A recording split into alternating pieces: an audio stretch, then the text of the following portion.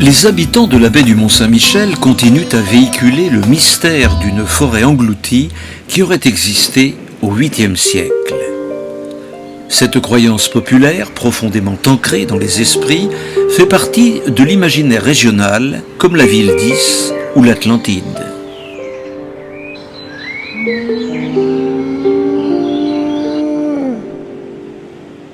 L'origine de cette légende remonte à la marée de 709, un cataclysme maritime que les moines du Mont-Saint-Michel vont entretenir au cours des siècles.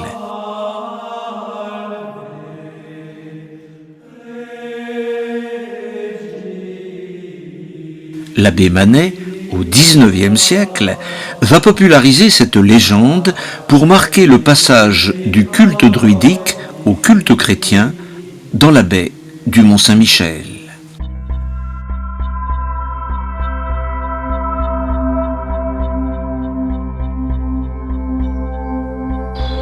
La légende de cette forêt disparue commence par le songe de saint Aubert, l'archevêque d'Avranches, qui se voit ordonner par saint Michel de lui consacrer un sanctuaire au sommet du mont Tombe, à l'image du mont Gargano en Italie.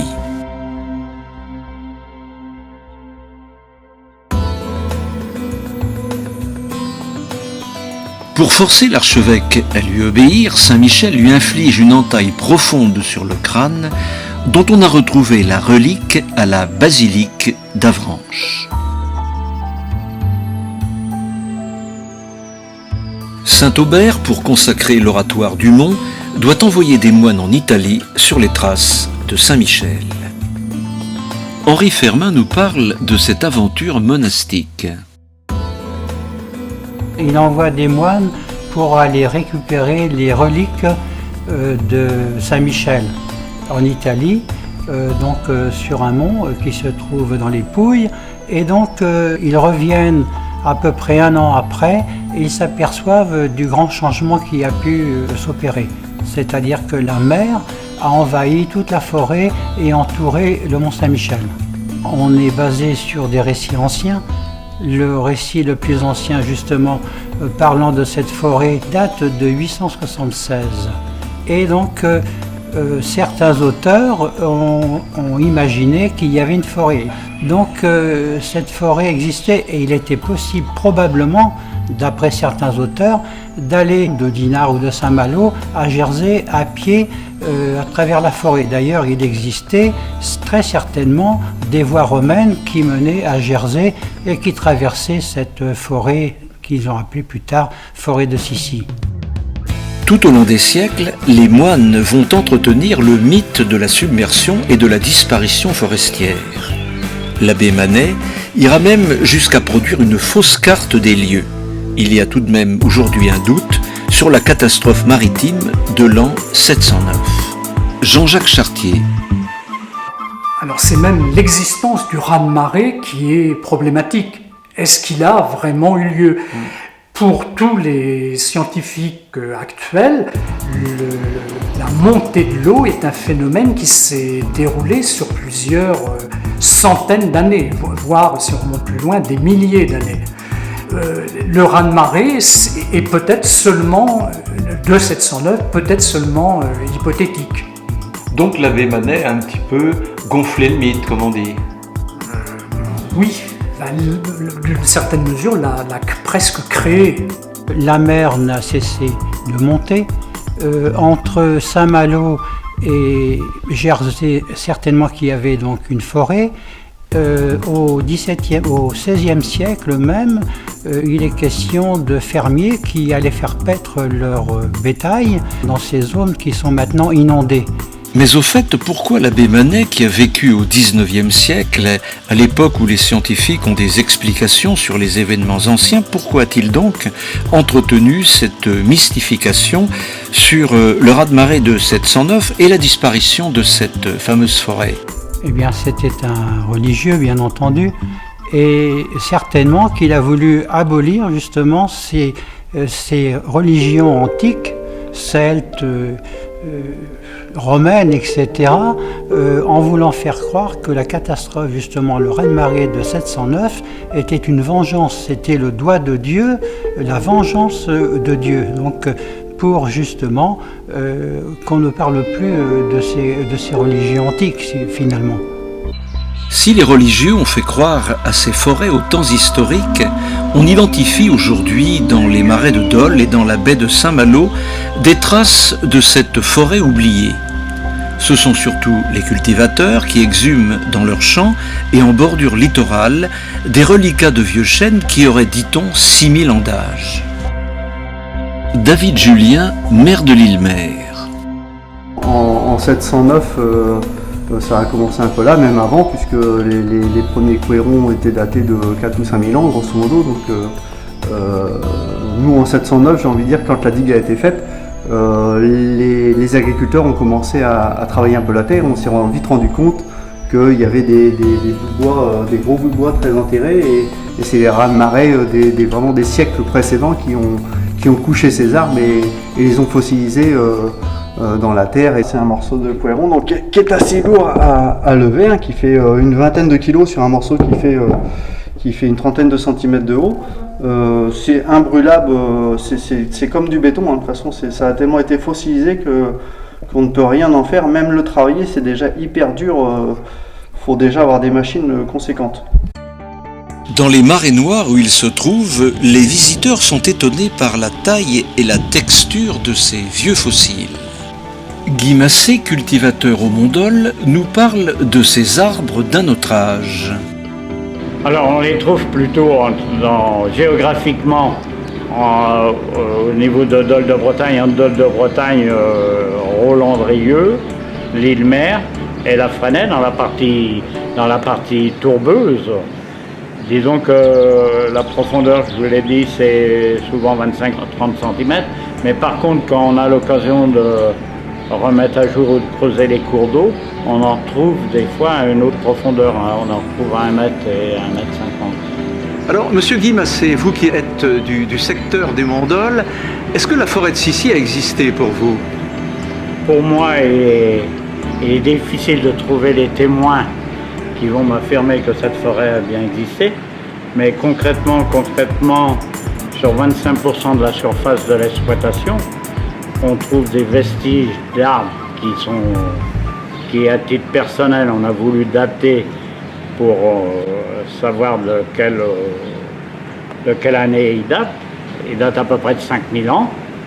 Ces arbres-là, on les retrouve souvent alignés dans le même sens. Ils peuvent aller de 2 mètres à 16 mètres. Et pour nous, la crainte, c'est surtout la casse du matériel, parce que tous les ans, on en retrouve et on peut toujours avoir de la casse. Ensuite, c'est un peu l'histoire de la région, savoir est-ce que cette forêt a franchement existé et comment ça a été détruit. Pour moi, cette forêt est légendaire. Hein. Mais selon les auteurs, elle couvre un espace très différent.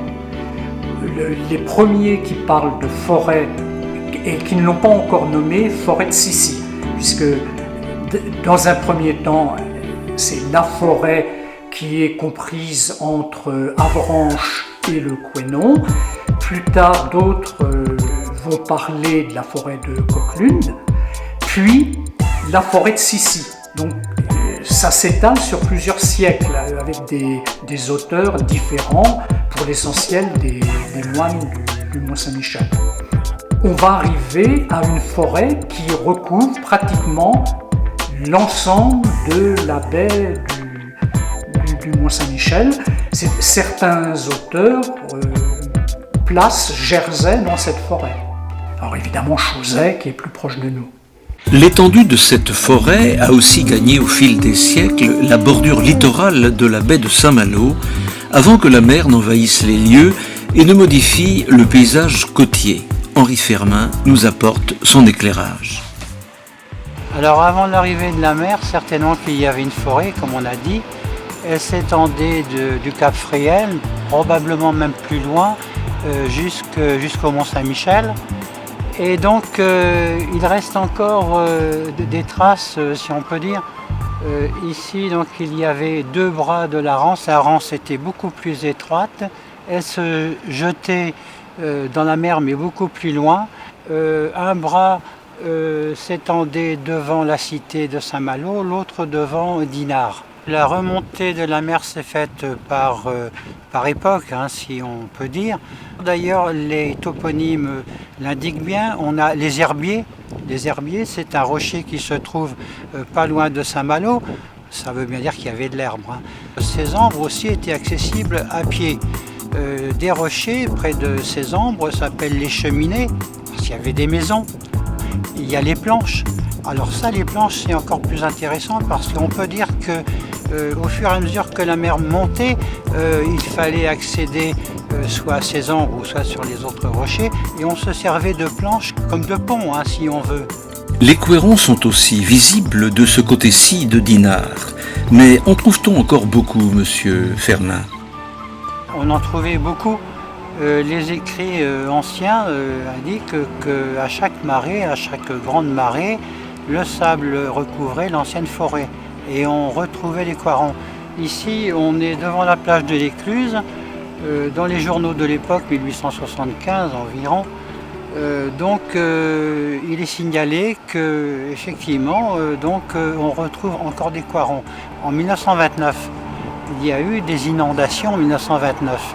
Et on a retrouvé sur la plage du Prieuré également, mais une quantité énorme de couérons. Des troncs d'arbres sortaient de la plage du Prieuré, de la Grève. Jean-Jacques Chartier, ancien instituteur au Mont-Dol, nous donne son explication sur la disparition de cette mystérieuse forêt. Quand les couérons vivaient, la mer a commencé à remonter au niveau des collines du pays de Dol.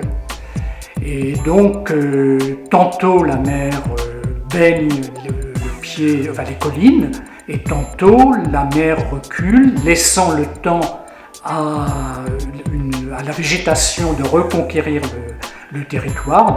C'est des périodes en gros de 500 ans.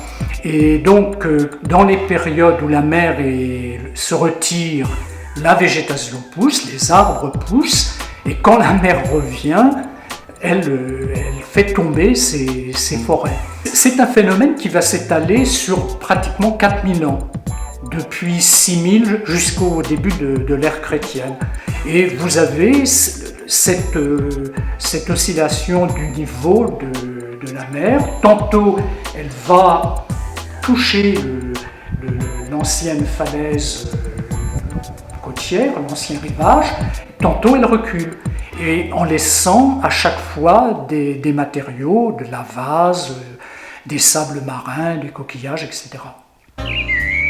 Mais au fait, cette forêt qu'on imagine luxuriante, dont il reste des vestiges de ces chênes, quelle est l'origine et l'âge de ces fossiles, monsieur Chartier, vous qui vivez sur place, au Mont-Dol?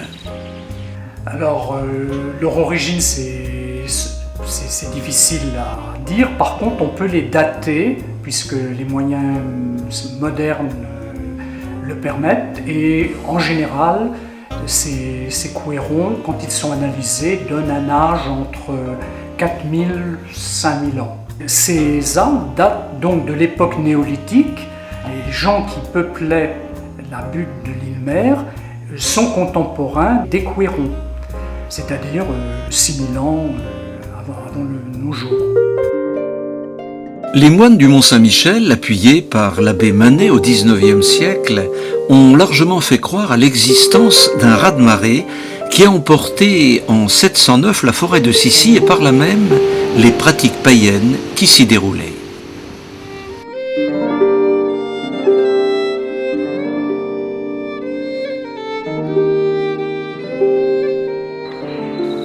Curieusement, cette forêt légendaire réapparaît vers 1850 avec la découverte d'arbres fossilisés dans les marais de Dol et en bordure littorale entre le Cap Fréhel et Avranches à la faveur de travaux et de mouvements de terrain.